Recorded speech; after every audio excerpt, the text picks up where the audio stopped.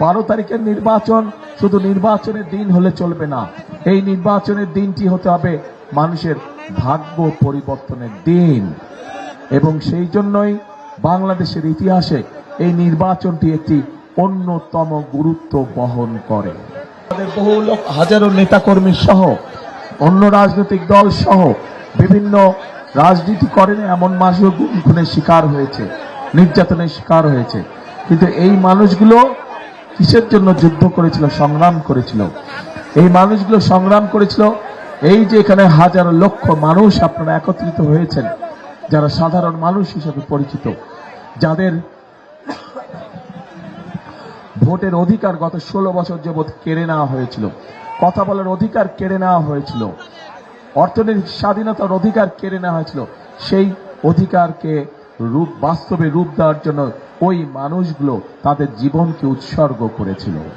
প্রিয় ভাই বোনেরা, 12 তারিখ সেই দিন হাজির হয়েছে এবং 12 তারিখে আপনারা বাংলাদেশের মানুষের ভাগ্যের পরিবর্তন করতে পারেন সঠিক ব্যক্তির পক্ষে রায় প্রদানের মাধ্যমে, সঠিক মার্কার পক্ষে রায় প্রদানের মাধ্যমে। কারণ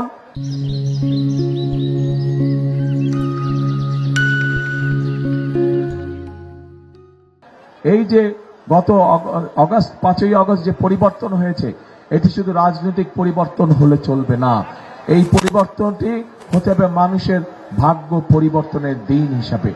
12 তারিখের নির্বাচন শুধু নির্বাচনের দিন হলে চলবে না, এই নির্বাচনের দিনটি হতে হবে মানুষের ভাগ্য পরিবর্তনের দিন।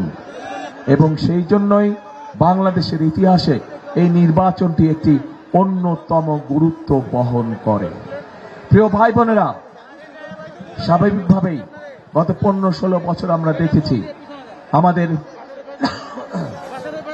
সারা বাংলাদেশে গ্রামে গঞ্জে আনাচে কানাচে মানুষ বিভিন্নভাবে বঞ্চিত হয়েছে।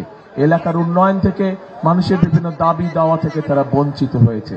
আমরা দেখেছি ঢাকা শহর সহ কিছু বড় বড় শহরে কিছু মেগা প্রজেক্ট হয়েছে, কিন্তু একই সাথে আমরা দেখেছি মেগা প্রজেক্টের নামে মেগা দুর্নীতিও হয়েছে। সেই সময় আমরা যেমন খুন দেখেছি, গুম দেখেছি, মিথ্যে মামলা দেখেছি, গায়েবী মামলা দেখেছি, ঠিক একইভাবে আমরা প্রচন্ড রকম দুর্নীতিও দেখেছি, মেগা মেগা দুর্নীতি দেখেছি আমরা সেই সময়।